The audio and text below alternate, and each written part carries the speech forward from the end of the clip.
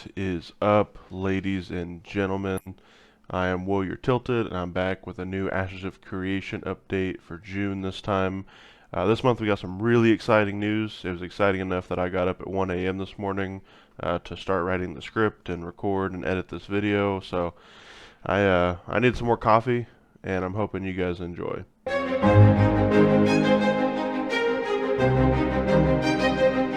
The dev discussion this month is about gear, color customization, how in-depth we want it to be. I personally think that gear customization, transmog, glamour, whatever system, game puts in place, is one of the real end games of any MMO. If you give people the tools, they will devote an insane amount of time into how their character looks. I think the more detail we can get, the better. Let me know what you guys think in the comments below. The highlighted YouTube comment was from Rom SLB. He noted he believes that 1 week per season is too short, talking about the dynamic season changes that they covered last month, and that people will just stock up on supplies for the winter since you only need a week's worth. Steven's response basically amounted to they'll be testing it in Alpha 2 and they're looking forward to feedback.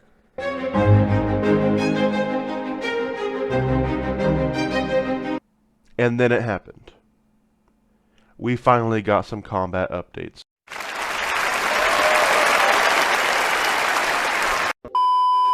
This was focused on basic melee weapon attacks. It's the first time we've seen combat gameplay in like a year, I believe.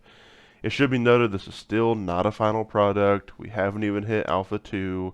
It's still going to take some time before all this stuff is finalized and we get the product of what this is going to look like. But I do think this is a step in the right direction. So the team's always working to make things smoother, to clean up movements, etc. For this iteration, they've been really trying to hone in on the feedback that was given during the Alpha 1. They're going to be releasing more info on ability systems, class rotations, and visual effects in the coming months. But the focus this time was on basic melee weapon attacks. Root motion versus split body, player agency versus weapon weightedness, and then the UI elements. So I'm going to be giving my thoughts, obviously. Let me know how you feel about it in the comments below. Now, before we get into the actual combat, I wanted to point out how much I love this armor that he's wearing. It looks like something straight out of Game of Thrones. Anything with fur on it, I'm a sucker for.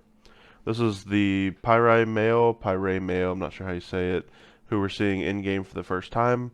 It's not my personal cup of tea, not really my aesthetic, but it does look good. I'm excited to see the rest of them in-game in detail myself. So first off, I do like the floating text as he deals and receives damage. I enjoy the immediate feedback. It helps me know if I'm being effective or not at a glance, what abilities are doing more or less damage. The critical hits look to be a darker yellow color. I think I could be happy if it had an exclamation point or another indicator, but that's a tiny issue. I could get over it pretty easily.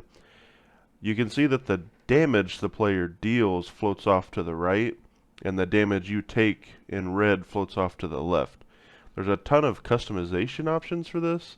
You can change the color, bold the text, make damage cumulative on the target instead of separating each hit. They really wanted to give us each the option of how we want to make it. The first weapon they showed was the two-handed sword. I love that he's able to block right here. Active blocking is one of my favorite things in a video game. If I'm being nitpicky about it, I could use more of a reaction from getting hit.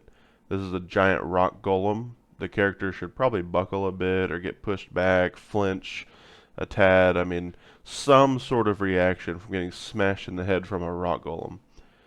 The dash is pretty sick looking, followed up by a hammer of wrath smashing the ground. I love the wind up, I love the visual, the audio feedback we get as it lands. We also have a generic sword move number 12, the spinning slash. Nothing crazy. It looks cool. This ability always makes me laugh, though. I just can't get out of my head that the warrior comes out of it incredibly dizzy and just get rocked by the enemy. Next up, we got some dual daggers. Obviously, these are going to be much faster than the two-handed sword, but you can still see the visual and the audio feedback as you see your character slash quickly. It kind of reminds me of Dragon Age 2 combat. One advantage the dagger has over the sword is that you never get slowed down. As you can see, he can swing and move, and due to the split body movement that they've been implementing, it works. But with the larger weapon, it's going to slow you down as you start the swing, and then your speed returns to normal as it recovers. I like this a lot. I think it makes it feel more realistic and really helps with the weightedness they're going for that a large weapon is supposed to have. Another thing to notice is that the three-part combo changes based on what direction he's moving when he strikes. So when he swings, as he's moving to the left here, he swings across his body and the sword kind of circles around him. But when he moves it to the right, it turns into an upward slash from the right side. And if you look closer, the left crossbody slash did about 650 damage, whereas the upward slash did about 1,000. So I'm not sure if that's intentional to get some min-maxing into our combos, but it didn't look to be a critical hit, so it's definitely something to keep an eye on in the future. The developers feel that they're pretty close to where they want to be on player movement and then player agency versus the weapon weightedness. I think it looks way better than before. It's a lot less floaty, it's more responsive. So they really did take the feedback to heart that they got and implement as these developers have been known to do. So kudos to the Intrepid team, truly.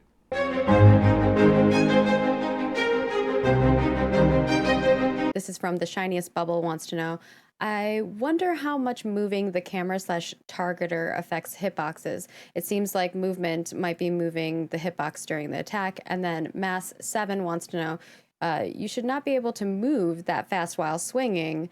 That's their kind of like perspective of it. So yeah, no, those all I kind of think, tie in.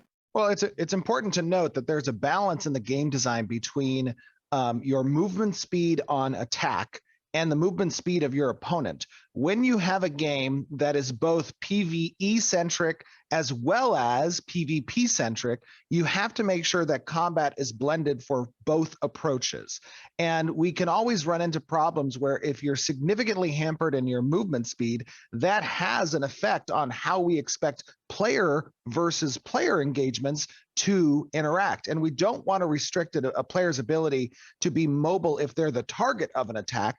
And as a result of that, we need to make sure that we don't restrict the movement abilities of the player who is doing the attacking as well. So we want it to be relatively free form, you to stay with each other, your opponents, move around the battlefield together. And if we're hampering you on the attack action, we have to then implement some type of snare or slow or CC effect essentially on your opposing target. And that's not the approach we want to take for PvP. From Hadukai and Elit, and they both want to know, what are some, will we have some avoidable attacks? Is there any chance for weaving or animation canceling? Oh, absolutely.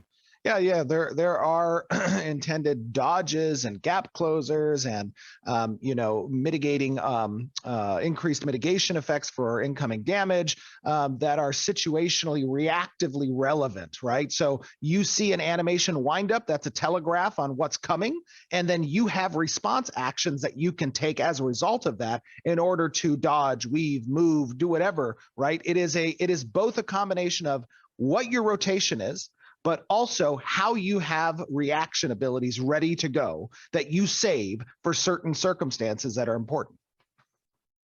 All right. Next up, we have Kiwi asking about gear customization, which, we do have a thread about it. So with the most recent dev discussion going on, what were your plans so far with color and dye system and the color and dye system? So one of the things that we want to do, again, talking about player agency, is we want to give them the ability to kind of change the appearance of their armor sets that they're wearing. And the way we've approached the dye solution is through a channeled system. We have a 2-channel dye system where the first channel is a lower grade dye that it has influence over between 10 to 20% of your overall armor appearance. And then the second channel dye is a higher tier dye that you have to acquire. And by doing so, you can influence the remaining 30%, up to 30% of that armor appearance. So up to a total of 50% influence that can occur across all the pieces that you wear. Now, one unique approach to the way we're doing this dye system is we're not allowing individual dyes to be applied on individual items, but instead we keep a cohesion across the set by applying that dye channel to your character. And when you equip a piece with your overall character, it will assume that dye channel from your paper doll. So you apply the dyes to your character, and when you equip a piece of item, it will take that dye and it will influence the channel over that particular particular piece so that it comes into alignment. And the reason that we're doing that is there's a lot of options with regards to customization for your character appearance, whether it be through transmog, through costumes, through mixing and matching sets and pieces that you can wear, right? And what we want to avoid is the rainbow effect, where these pieces do not look good together, and it creates the clown that's walking down the street, and it's a bit comical to see the clown that's walking down the street. So we've unified it through the dye channel system that applies across your paper doll. Is from Kraken, and they would like to know about freeholds. Do you expect most players who want a freehold to be able to get one, or will they be prestige symbols owned by a small fraction of players? That is a very good question. I think the answer is that if a player wants to achieve a freehold, they can achieve the freehold. However, the amount of effort, resources, and time that's required in order to achieve that freehold is a large amount. It is something that is a monumental achievement for you to get that freehold. And the reason why is because freeholds tie in very heavily to the processing artisanship aspect. Some processing can be done in nodes, but the best processing is done on freeholds. And we want to make sure that there's a little bit of a throttle or gate on the amount of effort that's necessary to achieve that influence over the processing market. And that means that it takes some time to achieve it. So ultimately, to answer that question, anybody who puts the effort in should be able to achieve a freehold, but it is going to be a major achievement for that character. All right. And our next question is from Nixa and Phantom X, and they want to know about. And by the way, Oh, I go just ahead. want to make sure we're clear that a freehold is one of 3 types of houses, right, that you can own. So just because the freehold is very difficult to attain doesn't mean that you don't have a space for housing and furniture that you can achieve through our An apartment apartment? system Yeah. or an inn or the static in-node housing. Those are alternate methods as well, but they do not have that aspect of the best processing is done there. The best processing is done on the freehold. And the next question is regarding the weather system, which we showcased. Will there be flooding caused by heavy rain, snow melting, or storms with rivers rising and rougher waters on the ocean, or the opposite with droughts? Yeah, I think that we haven't done any work on that yet, but in the weather and seasonal systems, we have talked about the potential of including flooding as well. I mean, the arid or desert type climate system that can be applied relatively with ease. The flooding can be a little bit more tricky from a tech art perspective, but it is something that we have discussed. Having certain submerged areas that flex between seasons of being flooded, where it becomes an underwater environment, and having times where it is a non-water environment for dungeons. That is something that we haven't worked on yet, but we have talked about. Wouldn't be present in Alpha 2, but it's something we want to It would explore. be very cool to have like that dynamic combat where Yeah. like, ooh, during the winter you want to go there for this, and during the summer you want to Absolutely. go there for that. And then they wrapped it up with some character art. They showed off the Dreadcrawler, who's a boss that we'll see in Alpha 2 in the desert biome. He used to be a war machine that would destroy cities before the fall by either burrowing underground or knocking down the walls, which is maybe a little hint into the mechanics of the fights. Then they showed off the Mantle of Radiant Grove, an outfit that NPCs are going to wear, talked a little bit about effects they might implement with the leaves, and then they showed off the Cursed Charger and all of their different variations, which I thought was awesome. And then last but not least, they showed off a female and a male Pyre against overwhelming feedback. The team has added sliders in the customization options for certain assets on the characters. So, major win for the gaming community there. And that wraps up the June update. Let me know down below what you're most excited for. If you like this video, consider liking, subscribing. It does help the channel out a lot. If you want to join the Ashes of Creation discussion on their website and you haven't yet, you could use my referral code. It'll be on screen right now. And I will see you beautiful people next time.